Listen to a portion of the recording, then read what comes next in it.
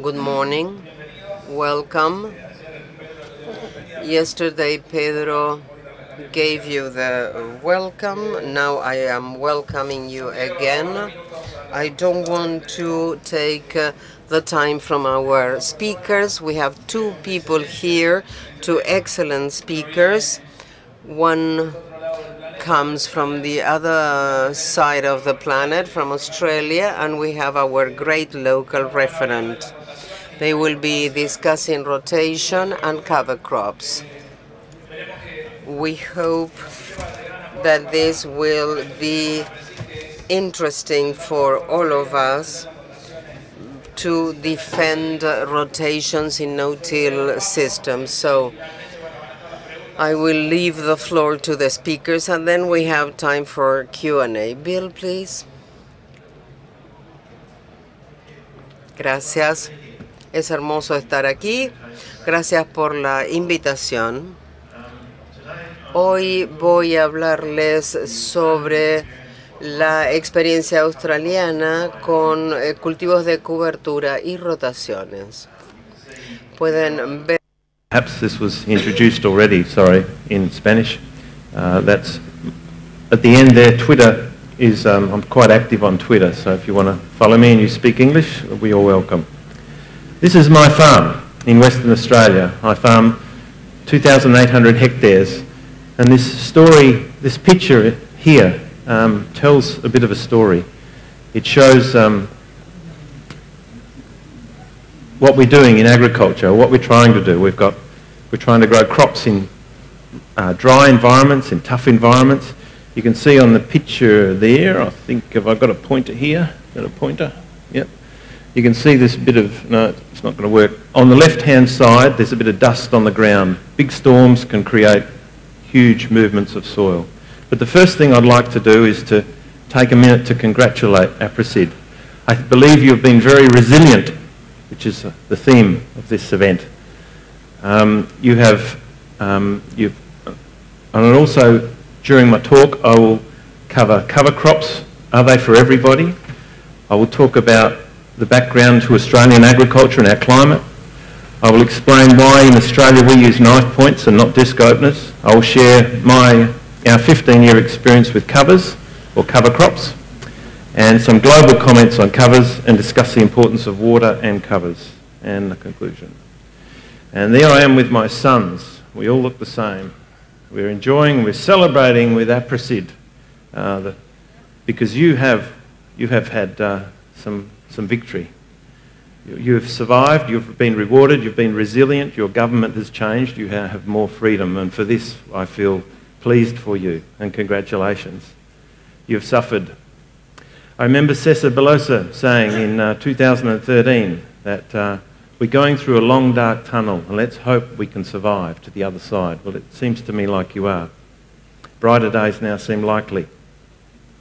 This is a picture on my farm of my crop coming up through my stubble with the use of a knife point, which does disturb a little bit more soil than the discs do usually. Here I am celebrating with a few South Australian farmers on my farm last year at harvest time, just before harvest, with a few beers. We like to drink beers also, like you Argentinians do.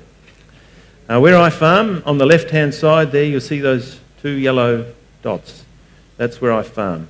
It's right on the edge of the desert. Most of Australia is desert. 80% of it is. So we're a very dry country, and that area is 300 millimetres annual average rainfall for the whole year. I'm 142 kilometres from the ocean, and I'm right next to the iron ore mines and gold mines. So it's a very dry area, 300 millimetres. Most of it falls in the winter, very little falls in the summer. We occasionally see storms like this. It's rare, but we used to see them a lot, a bit like America did in the 1930s when we did a lot of tillage. We don't do much tillage anymore, thank God for that. This is my farm where I'm struggling to maintain residue.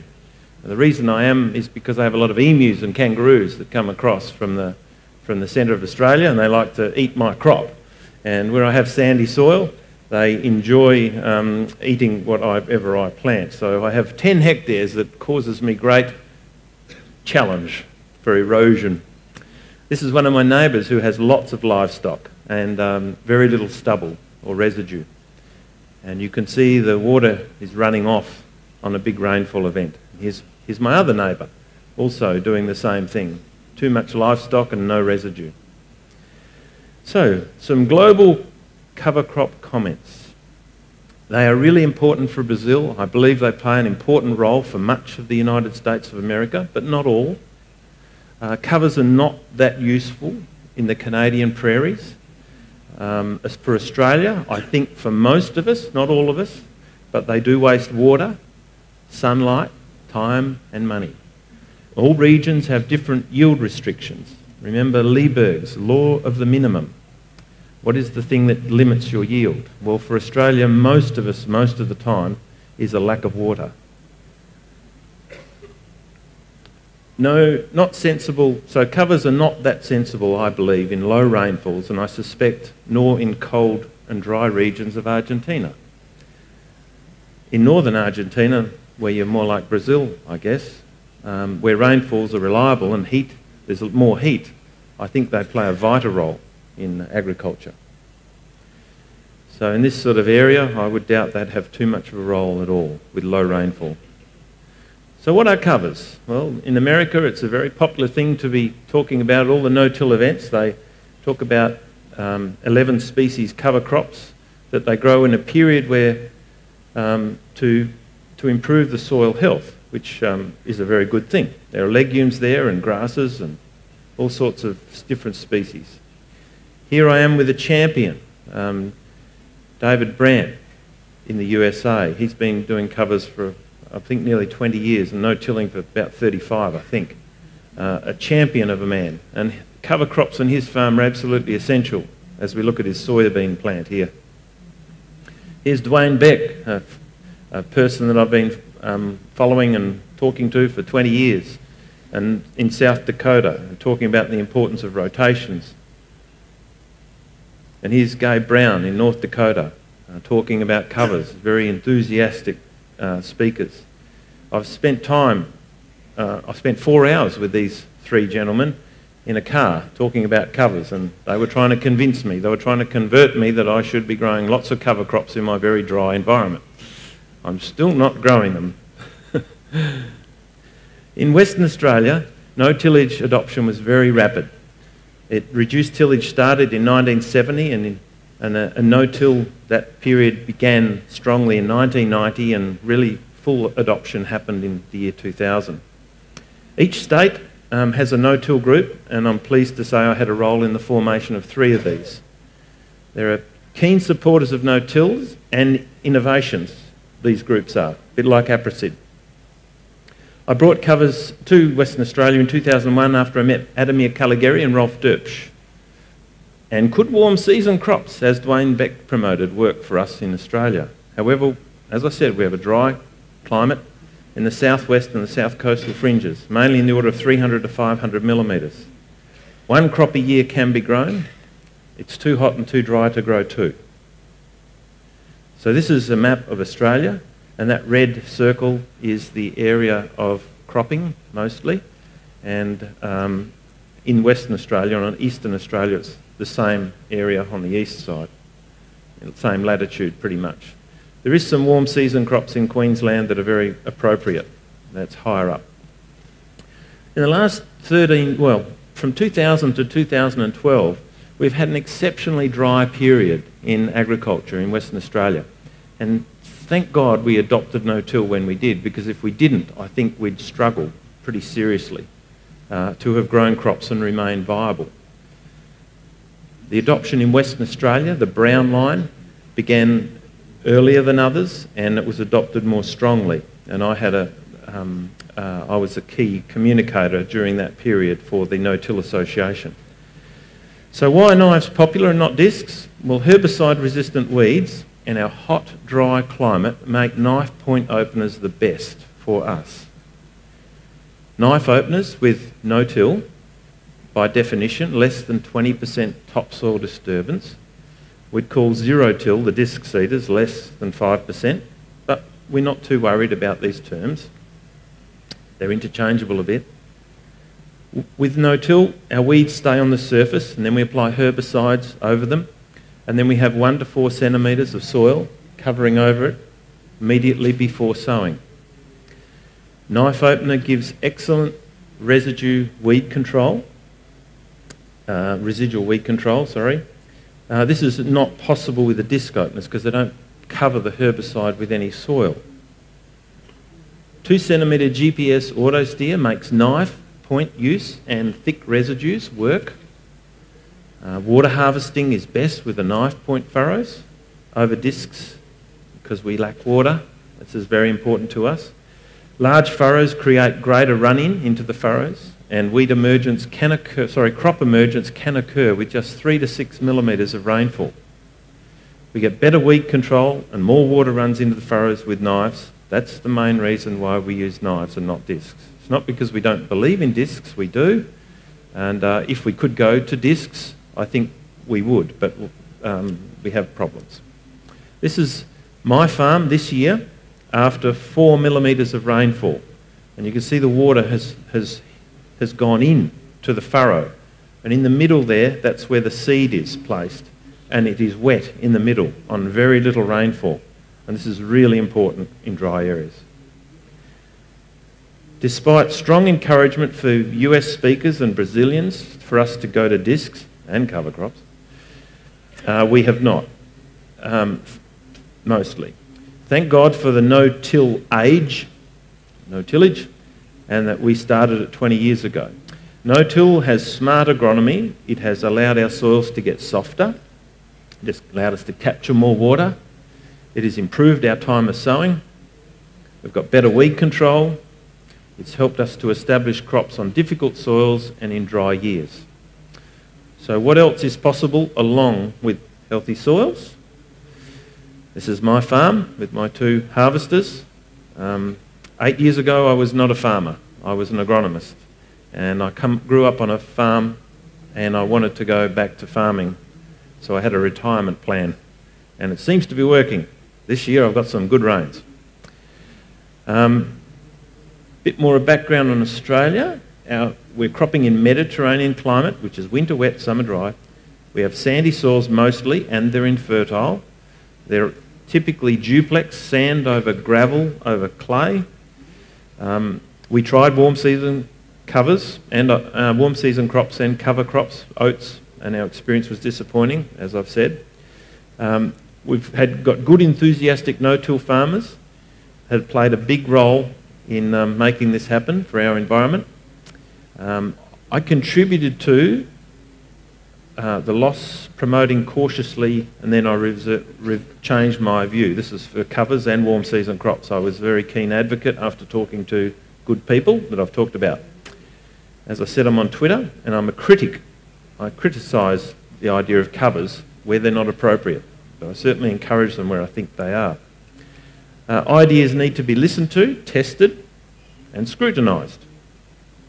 Over 95% of Australia has a mild winter crop, probably more like 98%. Queensland's in there.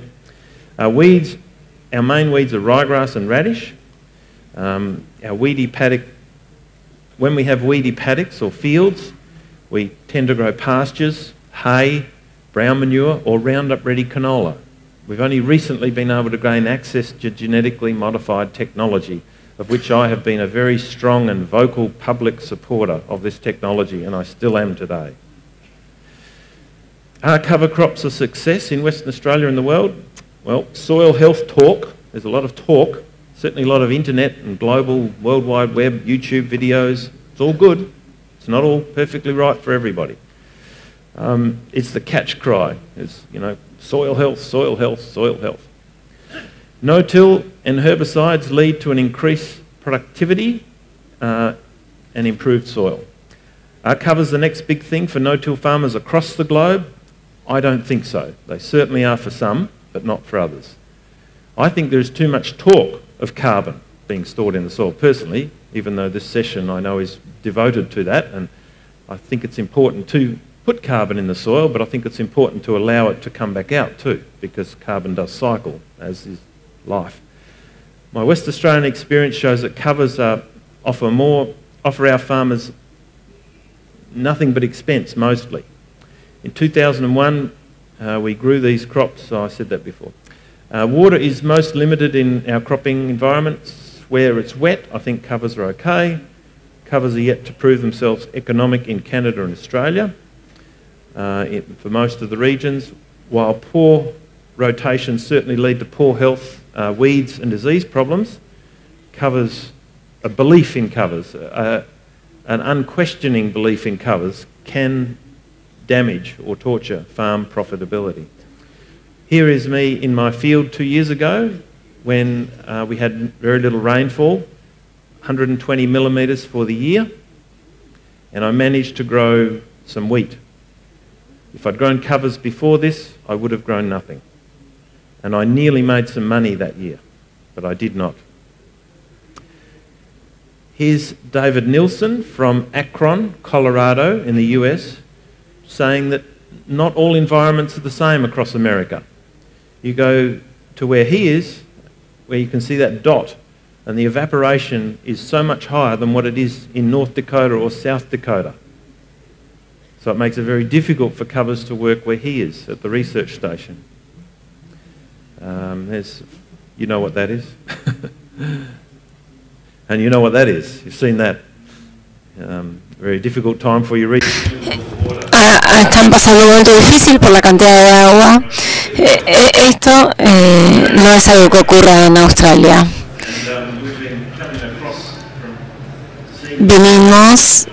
Recorrimos la pampa en avión y vimos zonas de humedad como estas. Llegó la rotación, la gente debe rotar. ¿Siempre es así? Bueno, la idea del concepto es bueno. Hay fórmulas simples que pueden ser un poco riesgosas. La agricultura de conservación, que la promueve, fomenta esta práctica para las mejores rotaciones diversas con una remoción mínima del suelo. El monocultivo da los mejores resultados económicos con esta práctica. Por ejemplo, en el sur de Edmonton, en Alberta, el cultivo con canola continuo mejora la opción. En los suelos salinos de Australia, la cebada continua es lo mejor. En mi caso, esto sería imposible y lo mejor es el trigo para ustedes, la soja y, bueno, lo más redituable en Argentina es la soja, sin duda. Es un doble ganador para las expensas del suelo y para el control de malezas. Sin embargo, para este nuevo mercado agricultor, la situación va a cambiar y van a tener mayor diversidad, espero.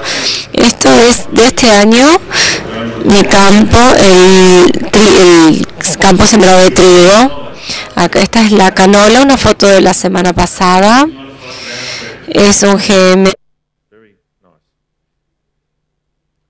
In Australia, covers use too much water. 6 months of the year, November to April, it's very dry and very hot.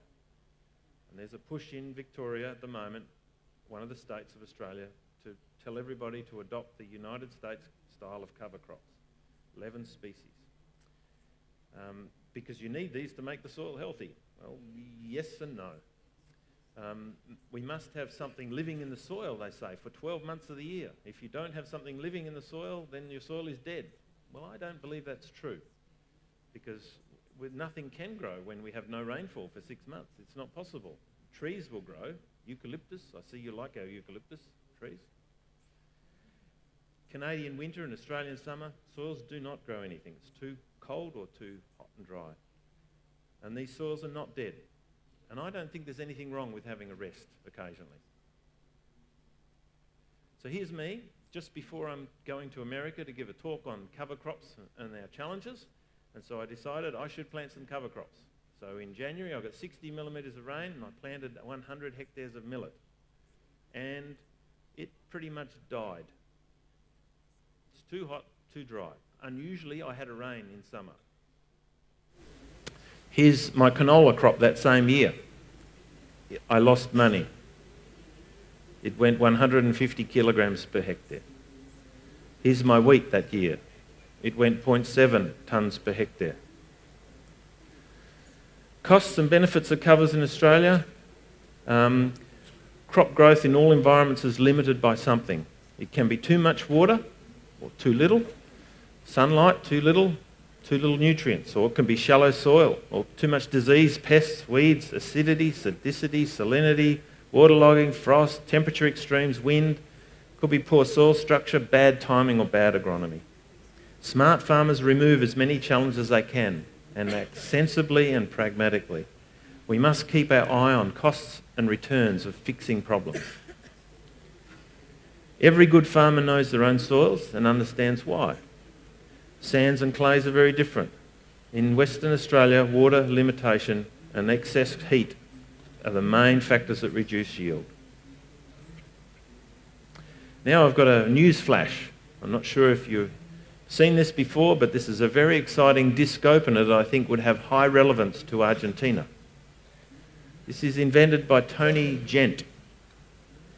You can Google this, and I recommend you do, because I think this is a new breakthrough in disc opener technology. I will talk more if you want later about this. However, there is a storm cloud over the horizon of agriculture, and it happens to start in our cities. And I think the previous speakers were talking about the difficulty that you have with rubbish or disposing of your rubbish or your technology, herbicides. You know, in France, they're very keen on banning glyphosate. And they've made some very poor scientific publications that I have very little regard for. And there are plenty of lies out there. And agriculture is a little bit under threat globally. And I encourage you to stand up for agriculture and to explain agriculture and speak it to the world, because we need agriculture to survive. We cannot all eat organic food or grow organic crops. On my farm, that would be a disaster. Now, here's another example. The bees. You've heard the bees are dying. Well, they're not. The neonicotinoids are not doing what some of the internet talks say they are doing. Here's a swarm of bees loving my neonicotinoid-treated genetically modified canola. They're enjoying it. They're swarming. I took this photo last week. Conclusions. No benefits from covers in my state, and published data agrees with that. You could Google Ken Flower and the research he's done with the No-Till Association. I wish you well in working out where covers will work for you, and certainly they will in some areas, and I greatly encourage you to go hard where you know they will work. I hope my experience will be of some guidance to you, particularly those in the drier areas of Argentina. I pray for profitable and sustainable efforts on your wonderful farmlands and you wonderful people. I find the hospitality of Argentinian people tremendous. Until we meet again, farewell, all the best. Thank you for listening. Shalom.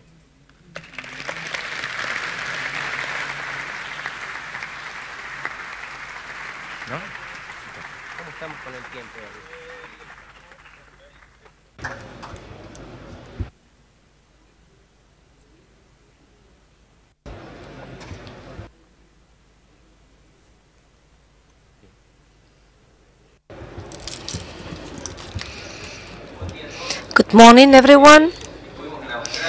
We went to Australia, now we are back to Argentina. The situation is different here, and we should focus on a core concern in the west area of Cordoba.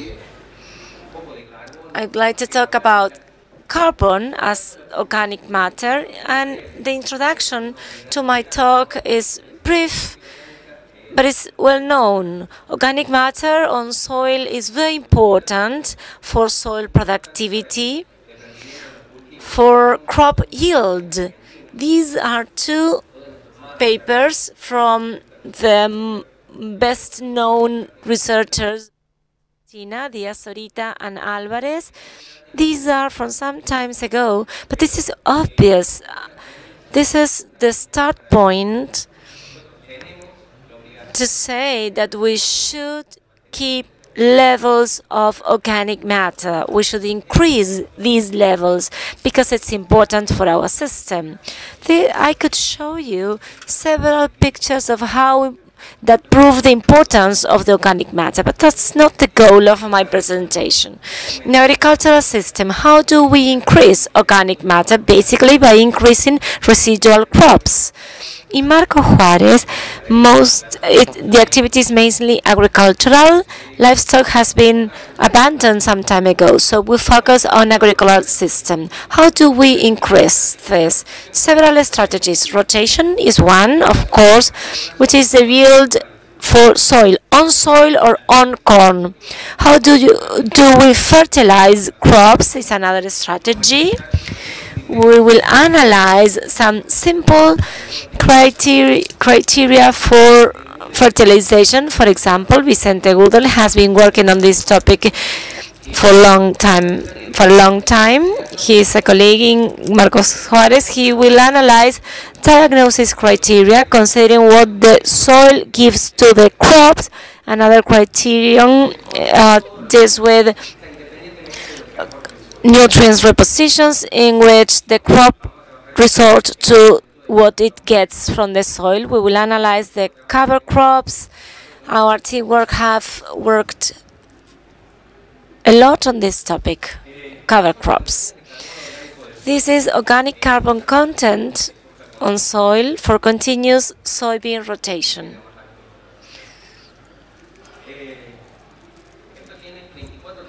"34 tons of organic carbon, total value for organic carbon in soil.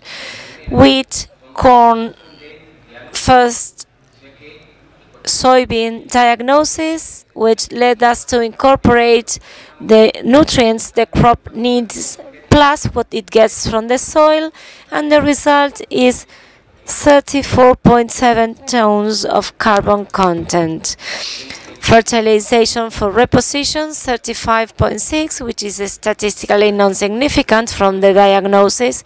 There is no continuous letter on soy because it is not within the experimental design. We incorporated cover crops to reach 36.7, which distinguishes from the rotation without the cover crops.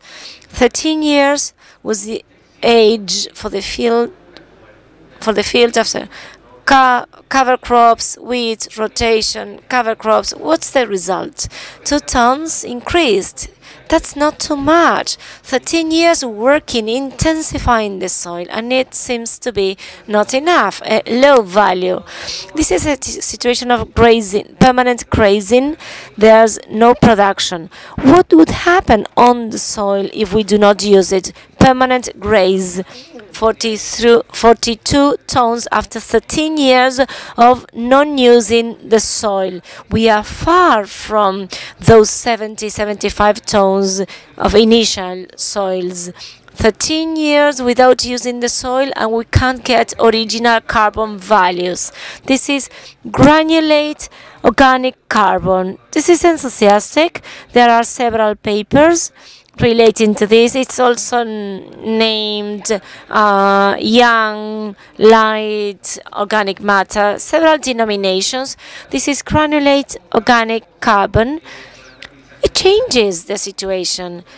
Diagnose-based fertilization offers this value, 504, 607 for the cover crops rotation. We see a light. There's hope.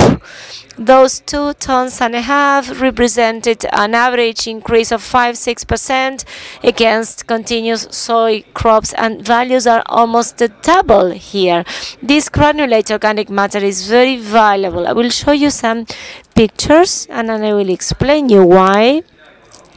Should tell you something before. These changes on the granulate organic carbon are not permanent, meaning you go to the drying field of cover crops and you will find granulate organic carbon, as seen here, where stubble field has some granulate carbon concentration with velocum increases the centimeters, but what happens with the soybean crop? You see no effect, and when you harvest, there's no effect either. So these increases are not permanent. Is this good or bad for our system? You can see here, none indicates nitrogen mineralization, which is being used in Argentina. I think there are some talks about it here in Aapresid. It relates to granulate organic carbon. They increase in parallel 0.5 centimeters only atmosphere for that layer. As we increase granulate organic carbon, we gain higher resistance to aggregate burst. Considering loamy soils sensitive to burst in the aggregation when water comes in, and which will avoid the channels to be clogged when the loam increases, then we will get a better water irrigation. There's an old paper talking about the soil carbon dilemma. What shall we do? Hoard it or use it? It's from Hansen, and it is a viewpoint discussed in this paper, but I want to share it with you because the photo is very clear.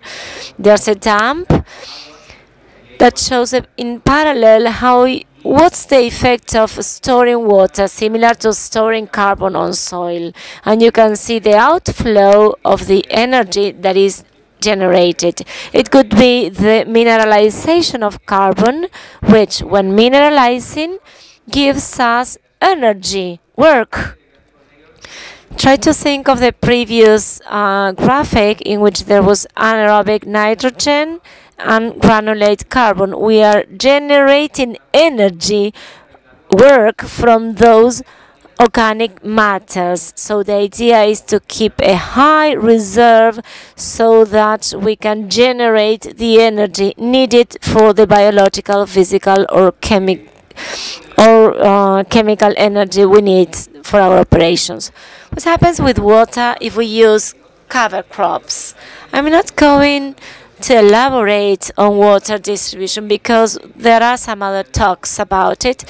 This is the rainfall distribution for Marco Juarez. There's an average of 627 millimeters. This is the average for the last 100 years between October and March.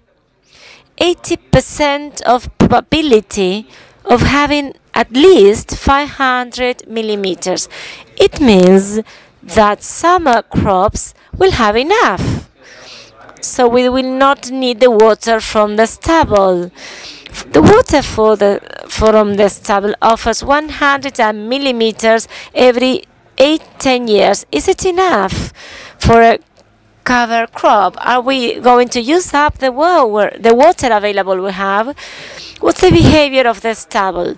Regardless of the rainfall during the stubble season, at the end, the water content will be lower than at the beginning, so we can't store water, that's obvious.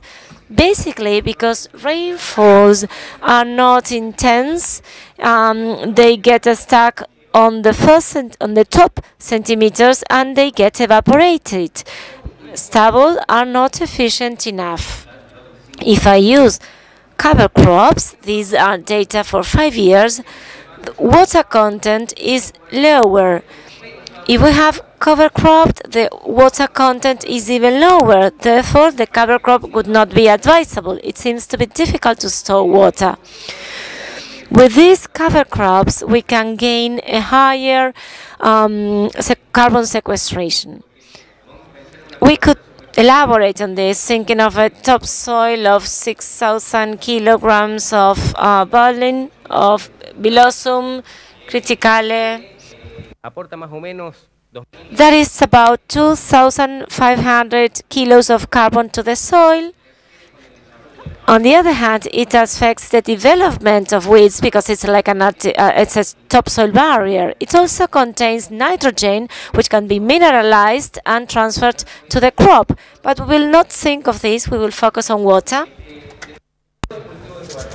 When we dry the cover crop till planting, what is the benefit? Well, the stubbles have got higher soil temperatures. In cover crops, temperatures are lower, so we have evaporation here that is lower in cover crops. On the other hand, infiltration, this has been measured quite widely. INTA has tested this.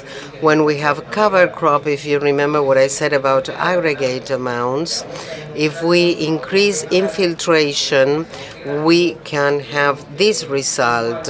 We have 5 years at drying, at planting, and you will see that except in 2010, the other years, we have the same amount of water with the stubble at planting in summer crops. So part of the water that we spend in cover crops, 50, 60 millimeters more, we get it back because we reduce evaporation and increase infiltration.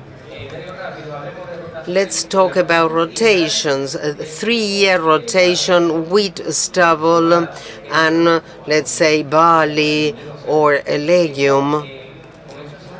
This started a long time ago, and we have rotation. This started in Rome 500 years before Christ. Then rotation showed certain problems in some environments. So we shifted to a 40-year rotation in Norfolk, where the stubble was eliminated, and every year it was used for cropping. This started in the 1700s in the United Kingdom. This is the rotation in my area, in Marco Juarez, in the province of Córdoba, but it applies to many different departments in Córdoba and Santa Fe, soybean, wheat, and corn. This tells me many things. I believe that we have too much stubble in the rotation. This is the average along 15 years, 2000, 2001 to this past growing year. In Marco Juarez, we have the same amount of soybean. Wheat is about 100,000 tons, and we have a lot of stubble. Stubble comes from vervactum in Latin, which means to see. Veris is the spring and actum is fact. So it's something done for spring. So in spring we have more rain. How do we wait for those rains? Well, we have cover crops, a cover crop that is triticale or something different. So how can we receive the rainfall in better condition? What are the conditions we need? Dry cover or stubble? What is it that we need? This is what you can see with little rainfall. You have this ponding.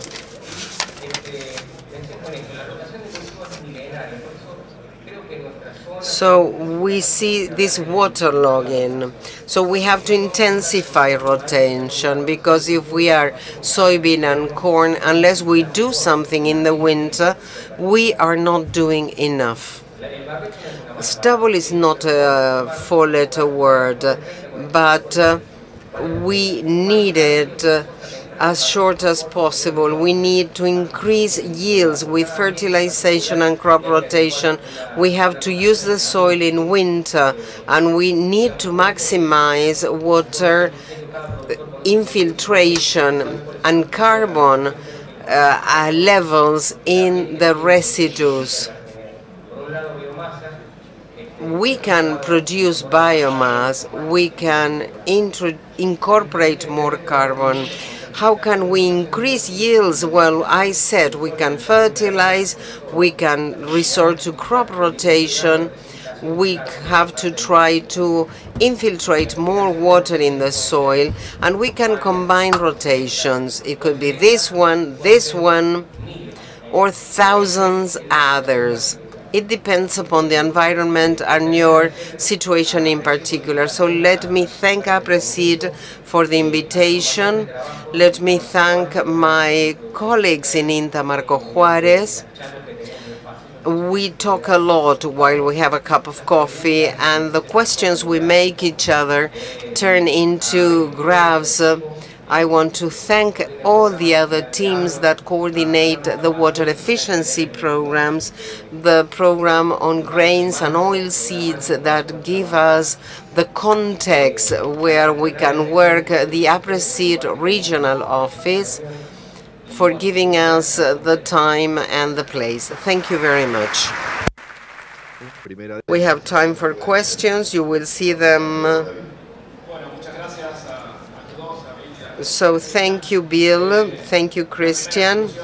A first conclusion, we already have a question, but my first conclusion is that these are two completely different realities, one very different from the other. I remembered something we used to say when we were at school. We had a professor who would tell us this. He would say, engineer comes from wit, the word in Spanish that refers to your wit. So an engineer has to use his wit, his mind, his wisdom. We cannot follow a fad or a fashion in rotations. We have to know what to do and how to do it. Bill triggered an idea in me.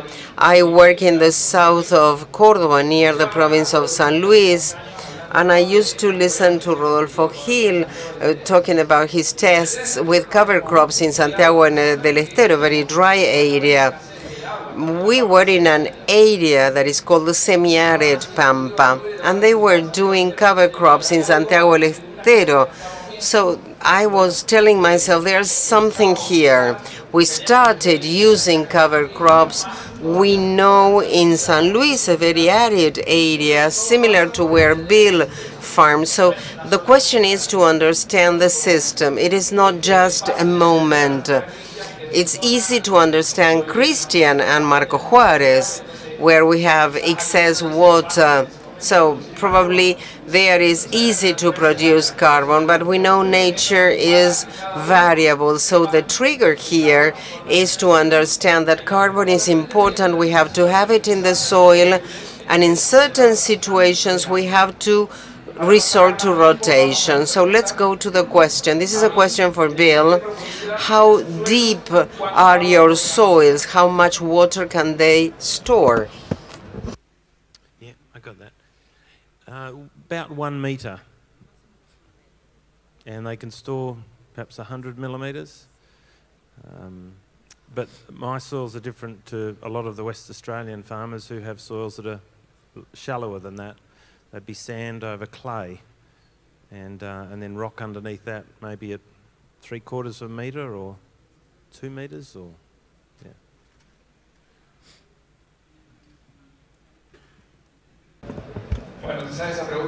Maybe the question was also to make us think, because Bill was disruptive. There you cannot do something. So I was thinking, are you studying, as we are studying here, the biology? Because you see the photographs, and it's the photograph we don't want to see in Argentina, those dust storms. But Bill is convinced that you have to crop once a year, and that is different from us. So Bill was saying, are our soils dead? He says, no, they are not. So my question is, do you have studies, biological studies in Australia? Yeah, I'll take them. Oh, should I speak to this? Yes, there are studies. Certainly,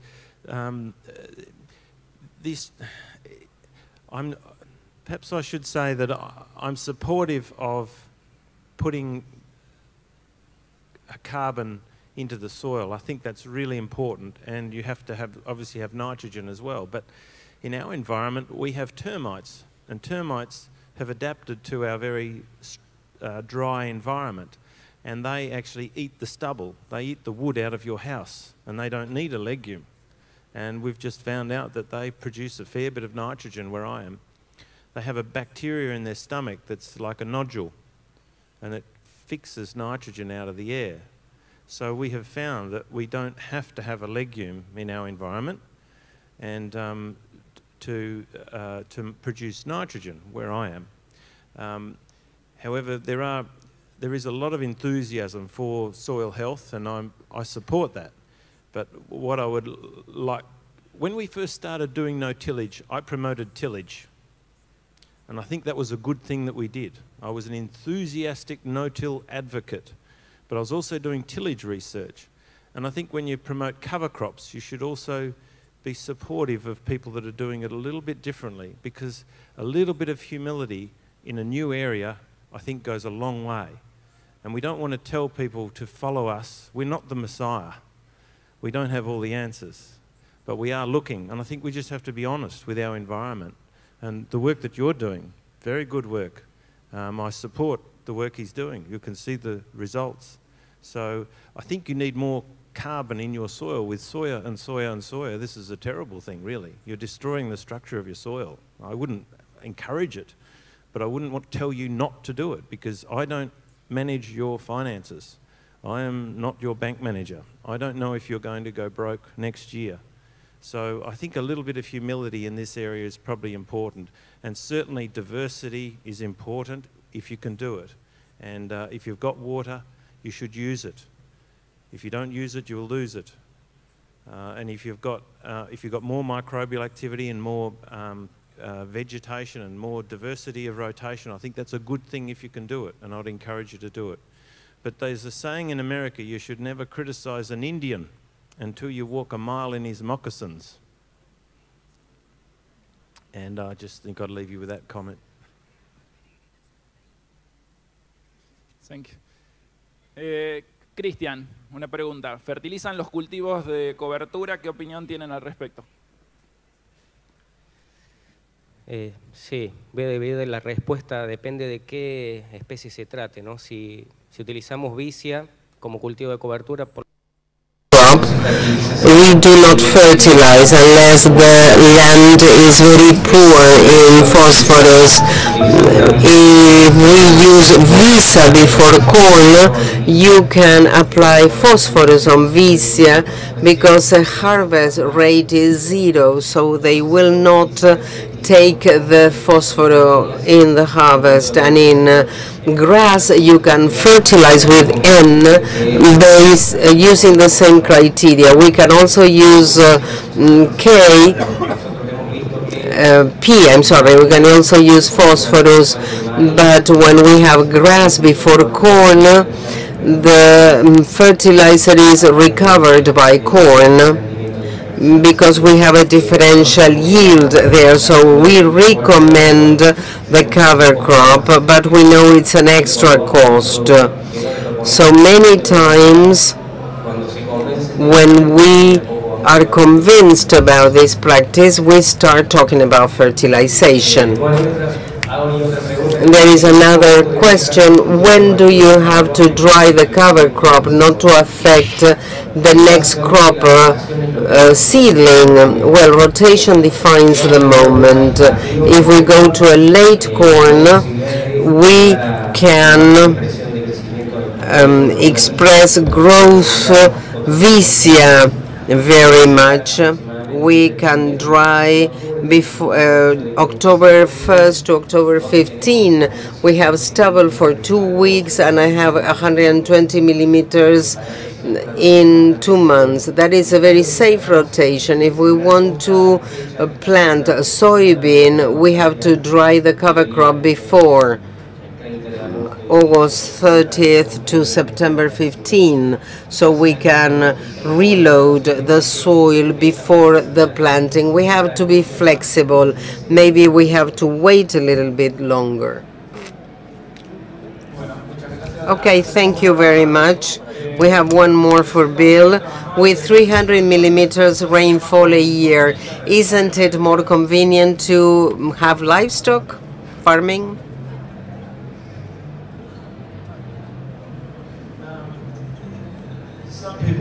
Algunas personas tienen It reduces your risk to financial droughts, but to me it damages the soil too much in our harsh environment. So most no-till farmers in Western Australia, the long-term ones, are quite keen to limit the amount of livestock that they have so they don't damage the soil too much. So.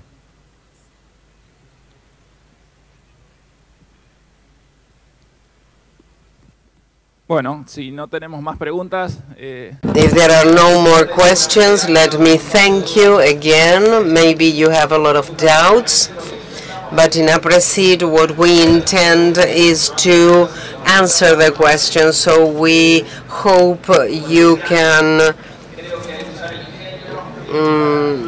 make the questions in the coffee break.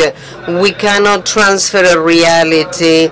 When we have a farmer from Australia and it goes to Marco Juarez, he cannot farm in Marco Juarez the way he farms in Australia, and the other way around too. So we have to find a solution, all of us together, and we have to remember that each place has its peculiarities. The idea here is to open up your mind. Thank you. Este aplauso lo despedimos y le agradecemos a Bill Crabtree, Cristian Cazorla y David Roggero. Momento ahora de la pausa hasta las 11:30.